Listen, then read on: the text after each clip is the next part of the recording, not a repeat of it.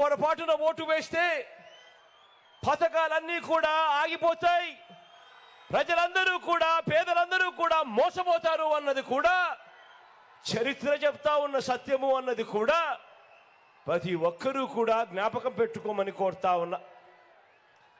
చంద్రబాబు అంటేనే ఆయన గుణగుణాలు ఎలా ఉంటాయి అంటే, చంద్రబాబు అంటేనే ఎన్నికలకు ముందు ఆయన గంగ, అధికారం దక్కిన తర్వాత మాత్రం ఆయన చంద్రముఖి. లకలక అంటూ పేదల రక్తాన్ని మాత్రమే తాగే చంద్రముఖి.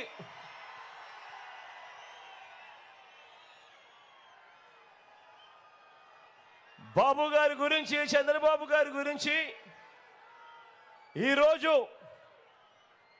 ఈ సిద్ధం సభకు వచ్చిన లక్షల మందితో కలిసి నేను కొన్ని నిజాలు